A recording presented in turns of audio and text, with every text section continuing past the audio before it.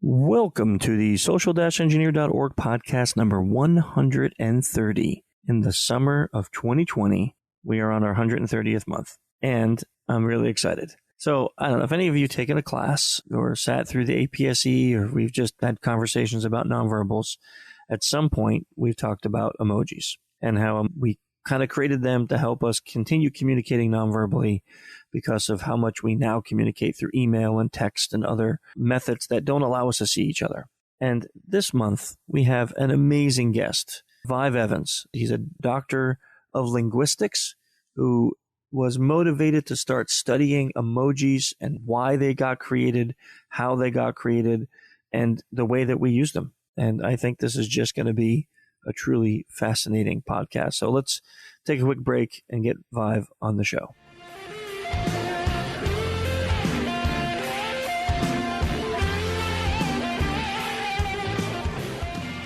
We are back on the show with our guest, Dr. Vyv Evans. How are you this morning? I'm great. Thank you very much. Really appreciate you, while on lockdown, coming on the show and spending a few minutes with us to talk about this fascinating topic. Absolute pleasure. So I guess the first question that I really am curious about is, tell us a little bit about who you are and how did you possibly get into this area of research all about emojis? So I have been a professor of linguistics at 3 UK universities. I'm a language and communication consultant and specialist. And this happened, it's quite an interesting story actually, of all things. It was a Friday afternoon, I think it was, back in early 2015. And I was doing, can you believe it, a mortgage application. And I was sitting there this is a true story. I was sitting there one Friday afternoon, and someone from the Guardian newspaper in London contacted me out of the blue. And there's been this huge hue and cry over in the US, in New York, where a 17-year-old had posted on Facebook with a public status update a police officer emoji with 3 handgun emojis pointing at the police officer. And under statutes that were introduced following 9/11, this constituted an alleged terroristic threat. So the district attorney had issued an arrest warrant for this poor guy, and lo and behold, he was hauled away, arrested, and no one knew how to handle it. It hit headlines all over the world. So someone from the Guardian... Where was this? This was in New York. It was a teenager What? from... Yes. How did I not hear about this? That's crazy. Yeah. This was a teenager from Brooklyn, 17-year-old guy. You know, it's in the context of Black Lives Matter movement and so on. And yep, the DA overreacted a little bit perhaps, and or not, depending on your perspective.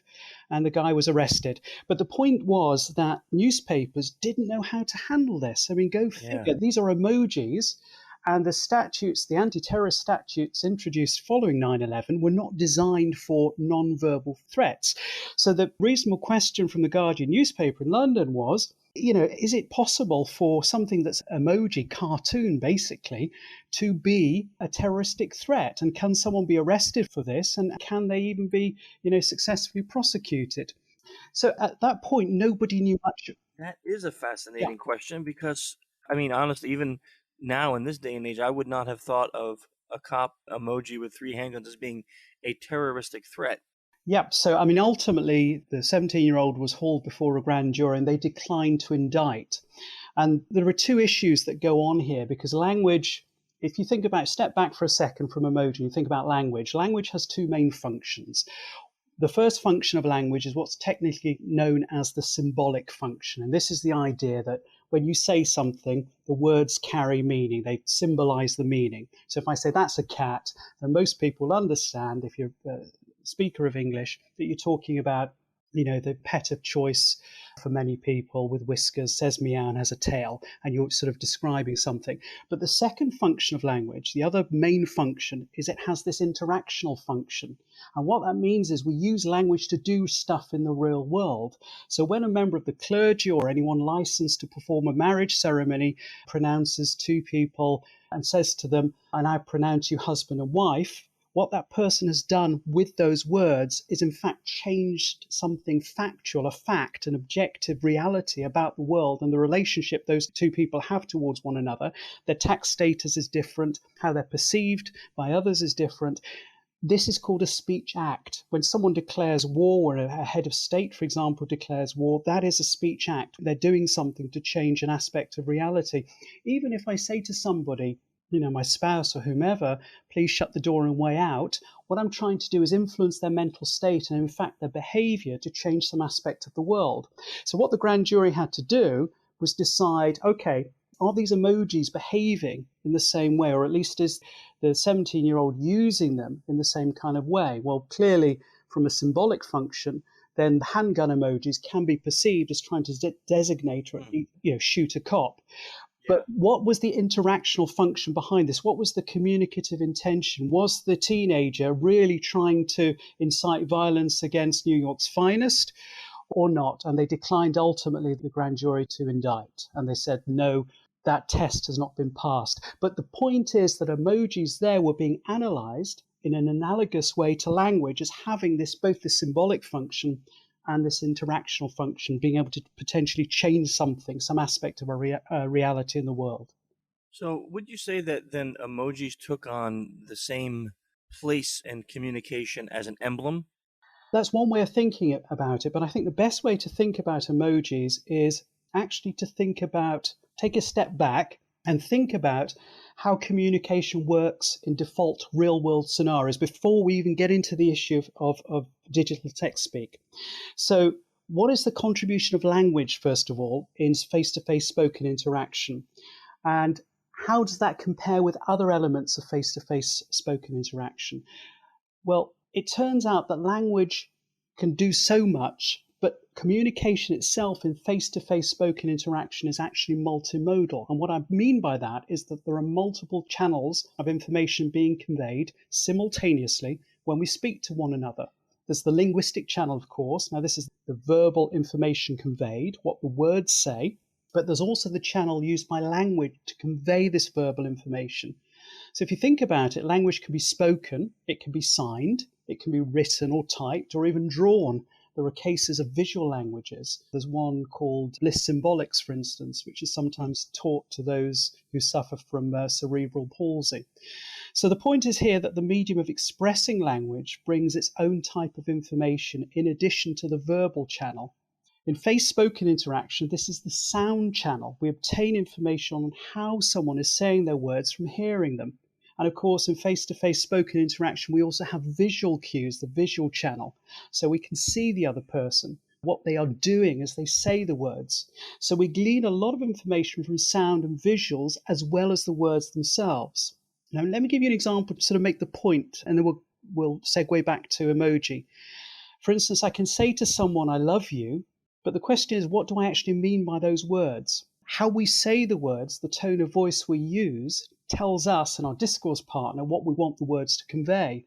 For instance, if I say the words using a falling pitch contour, so said as sort of a statement, I love you, perhaps down on one bended knee, this is a declaration of undying love.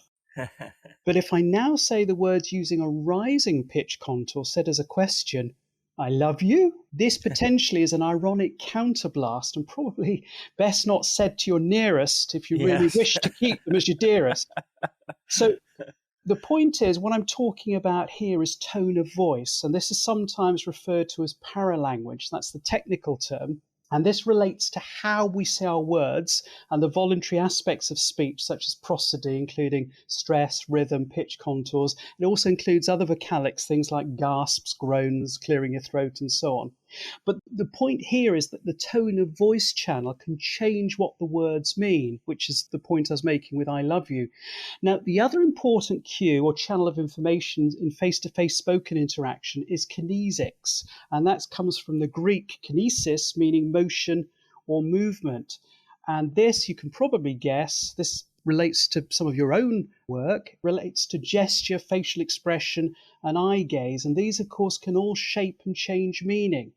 The classic example of this that I like to give is irony. Try conveying irony without a facial expression. So someone's being ironic. This is why text is so bad for sarcasm and jokes. You can see where I'm heading with this in terms of emoji, probably. So someone's being ironic when they mean the opposite of what their words actually say. But often irony comes from a facial expression, for instance, a grimace, When I say, or you say, we're really looking forward to something, you can signal to me you're being ironic by rolling your eyes or by providing a gesture, maybe, the thumbs down sign, something like that. Moreover, and this is a cool point, I think, Kinesics can even add meaning that aren't present in the words themselves. So take an example of buying a pastry, maybe at a train station here in Europe or an airport in the US. You might go to the server and ask for a croissant, but to show the server which one you have in mind, you point to the one without the burnt edges. Now, the pointing, that's a kinesic, that's a gesture. It adds meaning, not in the words. And it turns out, based on my research, that there are 6 main functions of these silent messages in communication. I'm happy to talk about them, but the main point you started, I got into this little diatribe. You asked me, how does language and communication, how does that relate to emoji? And the point is that emoji functions in a similar way to paralanguage and kinesics, except in the realm of digital text speak. It's, in effect, the body language of the digital age. Yeah, so it's fascinating because in the nonverbal world, and I think I might have used the word without context before, but in the nonverbal world, there's a type of gesture that they call emblems. And Absolutely. the hand gesture that literally conveys words. So it's not like just like I'm doing this now because I'm partly Italian. So my hands are just We all do rolling, it. right, rolling right now, and that means nothing. But if you and I were in front of each other and you were across the room and you kind of looked ill, and I looked at you and I raised my eyebrows and put my thumb up like, hey, are you okay? You would get that message and then give me a nod, yes or no. Absolutely. And that's an emblem. We just communicated the whole conversation without having to use words. Interestingly, just to add something there that's quite important, and you actually touched on it, being Italian, it doesn't matter whether you're Italian or I'm doing it too. I'm English, I'm not Italian, and everyone knows about the English. But the point is, there is a lot of research now from the psychology lab that demonstrates if you try and suppress people's gestures when they're speaking, they actually become disfluent. So, oh, for sure. I do that 100%. Yeah. and I'm doing it myself now. People do it on the phone. They're gesturing away like mad, even though the other person can't see them, which is the point you're making about the emblem. And just continuing with this idea of emblems, one of the important functions of these so-called silent messages in communication is substitution, which is exactly what you just said. I can say yes, or I can nod. So the nodding gesture substitutes for the word. I can use an emblem like the OK sign or the thumbs up. These emblematic gestures, they speak for themselves. They have stable conventional meanings, some of which are cross-linguistic and cross-cultural. And they're, of course, instantly recognizable without verbal support, but more or less the same way as an English word, which is pretty cool. Now, is it true, though, with emojis? I'm going to assume yes, but I'd just love to hear your take on it, that, like, with emblems, there are meanings dependent on culture or group, whereas I was reading this one book and it was talking about, like, the symbol for I love you in American Sign Language, where you can just hold your thumb out and your index and pinky fingers up. In Baltimore, that is a gang sign for a well-known gang. Yeah. So you wouldn't want to be flashing that because in one area it may mean I love you, in another area it's identifying you with a very violent gang. Yeah. Do emojis have particular meanings depending on either group, gang, or culture? Yeah. So emojis are in principle similar to words in that they are symbolic. Their origin is different in the sense that they're iconic. So how they get motivated, how they come to see the light of day is slightly different. So something's an icon if it resembles the thing it's meant to represent. So if you have a smiley face emoji, then you know it's a smiley face because it resembles the thing that it's meant to represent, namely a smiley face. Whereas the word cat, the English word cat, doesn't resemble what it's meant to represent. It just happens to be 3 arbitrary sound segments, k, a, t, that you and I agree, despite being potentially separated or divided by a common language. I don't know if that's the case. We use those 3 sound segments, and cat doesn't look like or sound like the thing that it's meant to represent. But in terms of emoji, there are cultural variation in how they're used, and there are also variation across different subcultures. So just to give you an example, the emoji that kind of looks like a person, a man or a woman, originally it was a woman emoji with the hand up in the air as if she's holding a tray. In Europe and North America, that tends to be used to signify that you're being sassy in some way. But the original emojis originated in the late 1990s in Japan, and the original emoji, that exact emoji, actually referred to or signified an information desk person. So that was what it was meant to represent. So you've got clear variation there in terms of the original origin source point and how it's come to be used in the Western world. So that's where you have cultural variation. You also have variation in terms of emojis being used in different ways by different groups. So things like the eggplant emoji and the peach emoji have come in sexting and sex talk. Yeah. In those kind of constituencies, they have a particular meaning that's kind of derivative in a sense, or moved away from the original fruit and vegetable origin that they actually have and represent. And interestingly, culture can impact on how things develop. The peach is a case in point. So in October last year, Lizzo, the rapper and the singer, sent this tweet with a peach to represent impeach because she was advocating the impeachment of President Trump. And this went viral. And the reason for this is that if you want to use something or convey something in cartoon using emoji, it's sometimes difficult to actually find something, a visual image that's concrete to represent something abstract. I mean, if you think about it, impeachment is a very abstract concept, isn't it? You can't sort of draw a picture of impeachment. So this is a basic principle that goes back over 5,000 years, in fact. And this is what Liza did. What she did was the abstract thing, she took an image of something that sounds like the abstract thing, namely peach. And you add the IM in front of it and you have impeach. And this is an instance of what's technically known as the Rebus principle.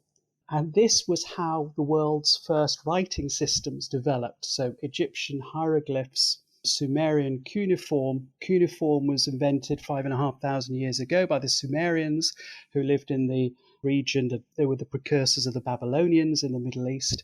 They invented what is arguably the world's first writing system, and they used this Rebus principle that is still in play.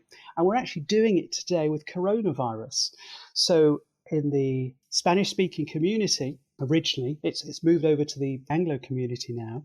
Spanish speakers were using a crown emoji in conjunction with a microbe emoji to represent coronavirus. And the reason you can do that in Spanish is because if your listeners know some Spanish, which I'm sure many will, corona is the Spanish word for crown.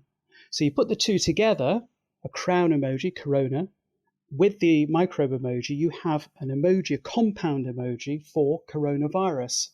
And now if you do a quick Google search, you'll see that people are using this to name their Spotify lists during lockdown, their YouTube lists, this two-set compound of emojis, which is pretty cool. But again, it shows the creative smarts, I think, of us as humans and using emojis in new and novel ways, but using old tried and tested principles that actually subserve and have been used for thousands of years for writing systems, for example.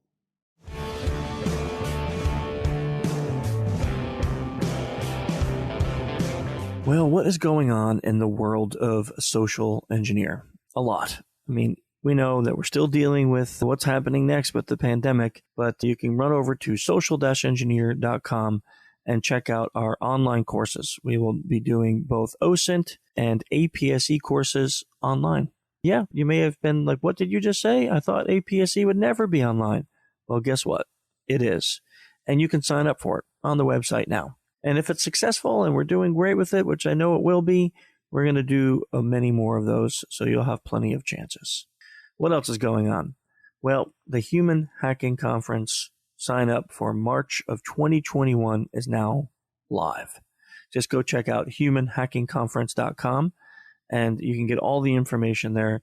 Yes, I know we're still wondering what's going to happen in this crazy world that we're in right now, but we're proceeding as if we're going to be there. And we're just going to see what happens, right? And we're hoping that we can be back together with actual humans in a non-virtual environment at some point in the future. So go check that out at humanhackingconference.com. Additionally, check out the Innocent Lives Foundation at innocentlivesfoundation.org, our nonprofit where groups of InfoSec professionals and white hat hackers get together to help law enforcement fight the plague of child abuse and child abuse material. There's more information on that website where you can read all about what it is that we're doing and how you can support our effort. Well, that's about it for right now, so why don't we get back to the show?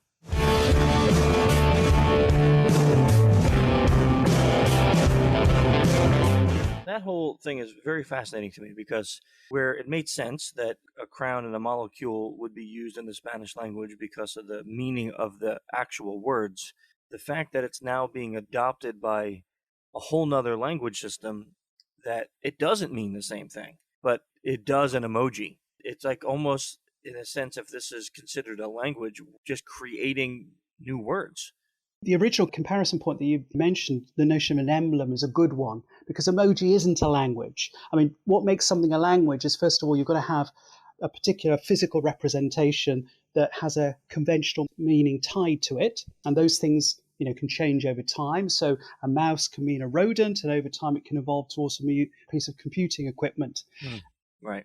So you've got this representation, this sound mouse, so different sound segments put together, or if you put it in written form, it's a physical representation. It has a conventional meaning associated with it. Emojis are the same. They're these symbols, basically. But what's different about emoji as a system and language is that language also has grammar.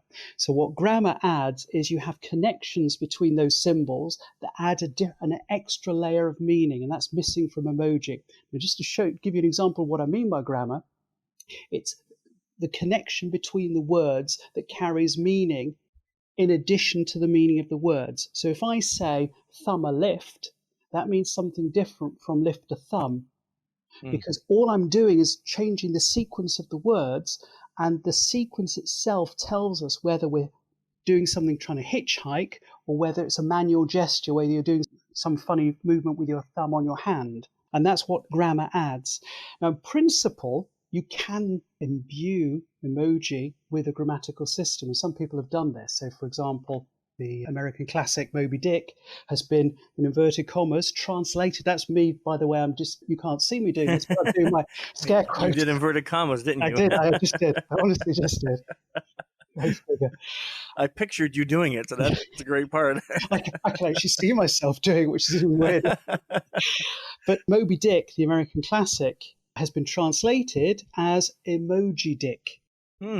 Alice in Wonderland, the Edwardian British English classic, children's classic, a story of around 26,500 words, has been translated by a London-based visual designer into a lattice using emojis. And what these guys have done is they've actually developed a grammatical system using emoji. But of course, you've got to learn that system if you're going to function in it. And for most people, that's not how they interact with emojis. Emojis are essentially equivalent to the tone of voice and the kinesics, the gestures, the facial expressions, and so on, that we use in face-to-face spoken interaction. So the beauty and the power of emoji is that it allows digital text speak, which is relatively arid in terms of establishing emotional resonance otherwise, it is allowing it to catch up with what we're actually doing in regular face-to-face spoken interaction. It's making us better communicators in the digital realm. And there's actual, solid research to support this. I'll just give you one quick anecdotal item of research that backs this up. There was a cool study done back in 2015 by Match.com, which is, of course, the huge US-based dating site. And each year they have a Singles in America survey where they try and look at trends of dating patterns and so on. And there's a professor at Rutgers University who sort of oversees it to give it, the academic kudos and credentials. So it's done properly. Now, what's interesting about this was for the first time back in 2015, Match.com investigated the use of emojis and their impact on dating. And what they found was quite interesting. They found there was a correlation between the use of emojis and sex. They found that if you use emojis, you're more likely to be more successful in sealing the deal, as it were, and getting the date. And the figures are quite telling. 54% of those who regularly used emojis reported regular sex, while those who never used emojis, only 31% managed regular sex. Now, of course, there's an important caveat here, isn't there? I mean, correlation doesn't mean causation, if only. It's not that you use emojis and you get more dates. It's just that emojis, and this is an important point, make us more effective communicators in virtual space when using text speak.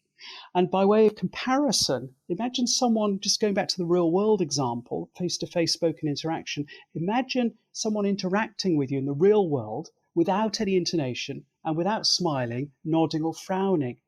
Not only would they fail to establish rapport with you, you might even consider them a bit creepy. So the conclusion, I think, is clear. Emoji is the body language of the digital age. It's making us more effective communicators. A lot of people want to say it's just, equivalent to an adolescent grunt. It's dumbing down language. We should get back to using the language of Shakespeare. But in fact, emoji does make us more effective communicators in abbreviated digital text speak.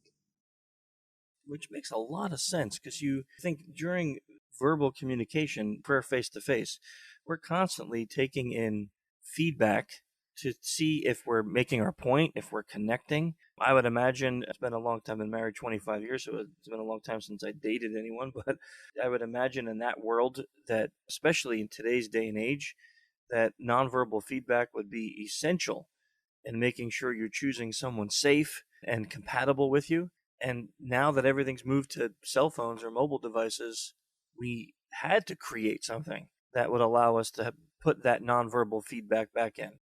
Absolutely.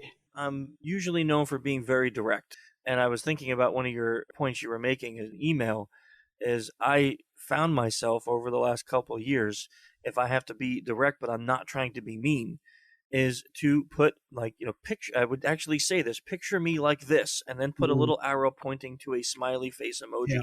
And that way, before they read the next paragraph, hopefully what their brain does is picture me smiling, not frowning with my finger pointed at them, but more like, hey, let's talk about this because we're buddies. And making sure the message, although direct, comes across as your friend, as your advocate, not as someone who's angry. Absolutely. So emojis really went mainstream in 2011. And before then, especially in emails, it's very difficult to get a sense of the emotional depth and what someone is trying to convey in an email. And this could often lead, I think, to what I refer to in my research as the angry jerk phenomenon. So, and you'll know, and I'm sure many of your listeners will be able to relate to this. You receive an email from someone and you don't know, it sometimes sounds as if they're just shouting at you, and you don't know with an email always, if there's no visual cues there, you don't know whether they've sent the email, in some kind of pent-up midnight rage, or whether they're chilled out, sipping a martini next to a pool in some tropical arena or hotel or whatever. You just don't know. And that's why emoji is powerful, because what it does is it allows us to plug the gap in terms of the visuals that are missing, that we have in face-to-face spoken interaction, that are missing in text speak. And the reason why visuals are so important is that vision really is our dominant sense. So people often think, linguists, for example, I'm a professor of linguistics, and linguists often think they're perhaps the worst culprits in a way for this. They tend to think about language as the mover and the shaker in our world of communication. But language is only one element. It's communication, particularly face-to-face spoken language, but also digital text speak is multimodal, or different channels of communication. Now, vision is our dominant sense, and there's a deep evolutionary rationale for this. But the facts are very clear. Around 2/3 of the human brain's neural activity relates to vision when our eyes are open. Around 40% of the human brain's nerve fibers are connected to the retina. And get this, it takes an adult human just 100 milliseconds. That's a fraction of a second to recognize an object. So you probably get a sense from this why visuals are so important, not only in real world communication, but also in online virtual communication, which is why Facebook, for instance, is so phenomenally successful, and other platforms like it. I mean, Facebook, if it were a country, it would be the most populous in the world. It has around 1.9 billion monthly active users. Now, China, pales into comparison as the actual most populous country in the world, with about 1.2, 1.3 billion people in comparison. So I think the point here is that in the arena of digital communication, emojis represent what I've referred to as a visual gestalt. And that's the idea that an emoji provides an instantly recognizable visual icon, something that expresses a relatively complex idea, that can be conveyed more quickly and more effectively than in words often. And a good example of this, I think, is the face with tears of joy emoji. This was anointed. I don't know if you know this. There's another nugget that was newsworthy back in 2015. Back in 2015, this particular emoji was anointed the word of the year by Oxford University Press Dictionaries. No, Yeah. really? And OUP Dictionaries is probably one, if not the world's leading arbiter on English language usage. And this caused shock and horror. Newspapers in the US, in the UK, various parts of the world. But the idea is quite apt in a way. This particular image is visually appealing. It provides a relatively complex idea in a single image, one that probably can convey an idea more effectively on occasion, certainly more quickly than using a string of words to get the same idea across. And if you just think about it or mentally compute, how many words would you have to use to capture the same idea as that particular emoji? So the point, I think, is that the primary function of emoji in digital text speak is not to replace language, but to provide the non-verbal support, the visuals in particular, essential to effective communication, often with a splash of humour. I think that's quite mind-blowing, to be honest. It is, and I think we've all had the experience of what you mentioned just previously. Like I got an email from my wife last week, and it was all in caps, and I am like, what did I do wrong? Why is she so angry at me? So I email her back, even though she's in the next room, sheepishly like, hey, did I tick you off? Like, what's going on? And she's like, what are you talking about? I'm like, your last email was in all caps. And she's like, no, my caps button just was on. Yeah. It's like, well, you can't do that though. You were like inadvertently screaming at me for a whole email, and I read it that way in the sense that it actually affected my mood. It affected how I looked at that, how I read it. When I read it, her face was mad. She was, ready to throw things at me. And it was just a mistake. She hit her caps button. Yeah, absolutely. I mean, there are a number of functions that emoji have that are actually very similar to the functions of silent messages in face-to-face spoken interaction. So by the silent messages, I mean, of course, the body gestures, the body language, and the tone of voice, those sorts of things. But one of the things that emoji is very good at is complementing the meaning of the words. So in the same way that I can change the meaning of the expression I love you, depending on how I say it, whether it's said as a question or said as a statement. Similarly, emojis can explain how our text speak should be interpreted, serving to kind of complement or nuance the meaning. So if you were going to send someone a caps message, perhaps in this instance deliberately, perhaps as a joke, if you then have a wink emoji, that can tone down the sort of the shouting experience, because what you're doing in effect with an emoji is providing kind of a meta comment. What you're doing is saying, this is what I'm literally saying, but this is how you should interpret it, which was kind of what you were saying before as well. And this is what we do all the time, where we speak to someone and then we can tone things down by a wink or a smile or a shrug or whatever. That's exactly like what you described it as nonverbal. That's right. If I'm sitting across from you and I have to give you some pretty direct words, but I do it with a smile on my face, you're not going to say, oh, he's really mad at me. You're going to be like, okay, he was direct, but he was really nice about it. Yeah. As opposed to if I have this, sour look on my face and my brows are down, and by the way, I'm doing that as we're speaking, then it's going to come off completely different. Yeah, it's fascinating to think that we've literally created a whole nother subset of our language to help us continue communicating the way that we feel most comfortable, which to me kind of indicates how important face-to-face interactions are. As a species, we created a whole genre of language, can we call it that, to just continue communicating the way that we feel most comfortable. That must indicate that nonverbal communications are very important to us as humans. Yeah, I mean, it's absolutely clear. I mean, by some estimates, social dimensions of face-to-face spoken interaction are conveyed far more by non-verbal cues than by language. One estimate suggests it might be as much as 70% of emotional meaning is conveyed by the non-verbal cues. Some people say that's ridiculous. I can express myself in language. I can say, I love you, but you don't necessarily know what I love you means unless you have also the visual cues and the tone of voice cues that sort of make it clear exactly what the person means. And the point you were just making just a moment ago relates to the contradiction function of emoji, which is similar to a function conveyed by these silent messages and face-to-face spoken interaction. And by contradiction, what I mean is this, just going back to the irony example, if you say something in text speak, you don't know if someone's being ironic or not unless you have an emoji that conveys the irony. Because the point of irony is that the meaning conveyed is meant to be the opposite of what the words literally say. Now, to effectively convey that in text speak, you have to do something like put an eye roll emoji at the end to show you mean the opposite. And we do this all the time, don't we? When we actually speak to someone face to face, you need to provide a visual cue or a tone of voice cue. If you say, I'm really looking forward to going there, and you grimace or you shrug or something, or you roll your eyes, then the person has a visual cue knowing that you mean the opposite of what you're saying and you're in fact being ironic. And the same thing happens with emoji.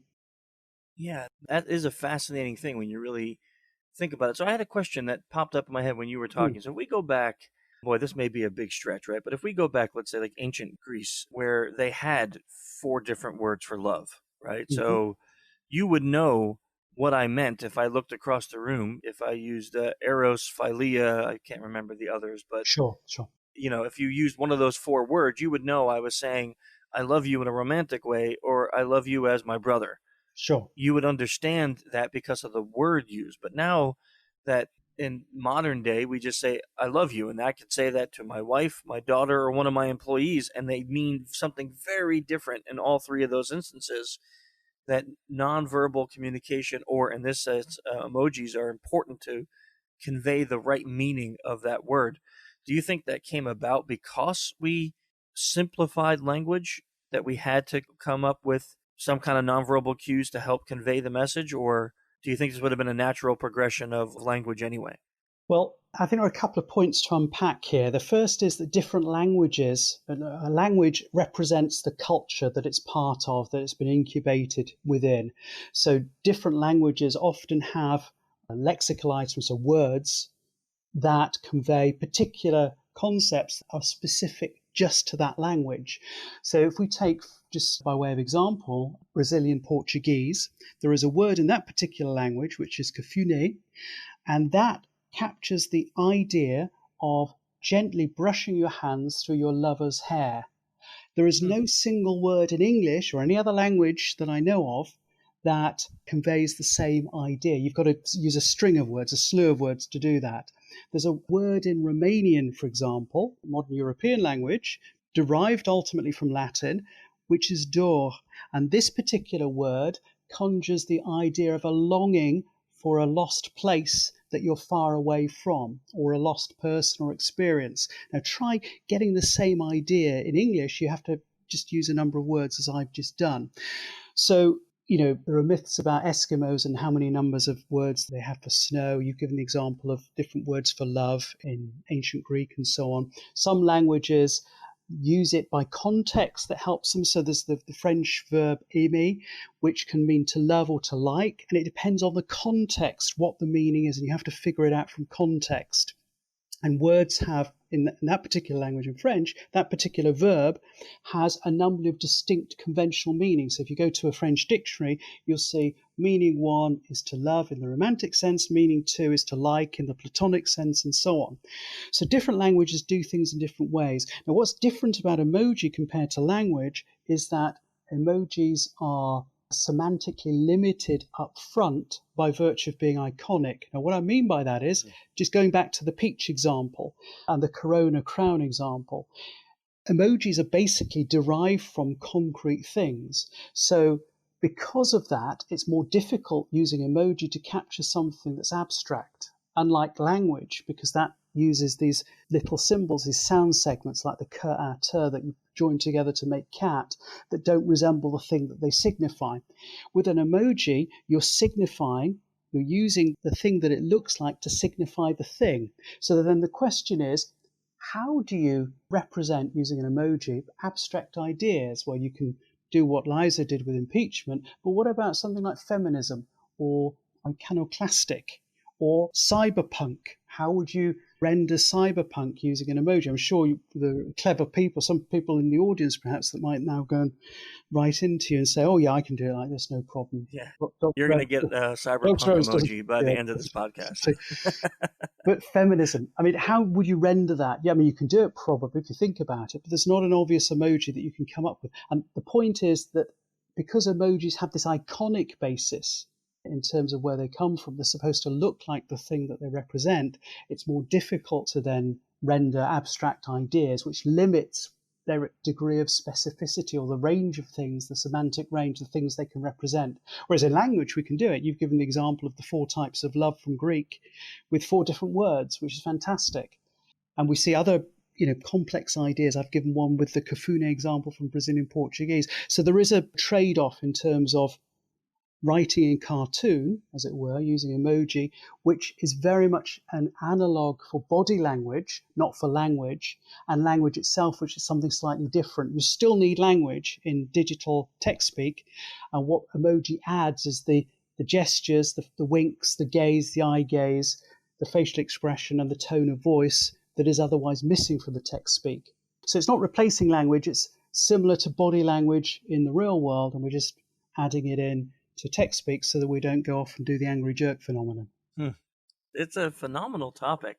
I could see why you chose to research it. It's fascinating. It seems like it would be constantly evolving and growing as we change as a society and add new emojis or new meanings to words, or like you just said, we have this worldwide pandemic and all of a sudden we now have an emoji that started in one language that's now cross-culture to describe what it is. Yeah, absolutely. It's fascinating. If people wanted to know more about your research or follow you or just, find out more about what it is that you're writing or discussing now, where can they go? The obvious place would be to look me up on my website, which is vyvevans.net, which is spelled vyvevans.net. I'm also on Twitter, and those who are on LinkedIn, I'm also on LinkedIn. Awesome. And all those links are on the website to get to your Twitter and LinkedIn? Perfect, because we have a lot of people who would love to interact and absolutely, they're all there. Ping you and just follow your work and things like that. Because I know that welcome. The way that I bumped into you was reading a blog that you wrote on Psychology Today. Yes, which is a site I visit all the time, and I just read some things about what you wrote and thought, wow, this is fascinating. Yeah, I have a Psychology Today blog, and there's a lot of cool stuff, I think, at least there. But as you say, Psychology Today is a very good publication. I highly recommend it. And then you've written a number of books. Probably the one that I'm most familiar with, at least, was the one that you called the Emoji Code, the linguistics behind smiley faces and scaredy cats, which was, I think it's wow, is it really a couple years old now? It is. It was published back in 2017. I guess time flies, Time does fly. Yeah, time flies.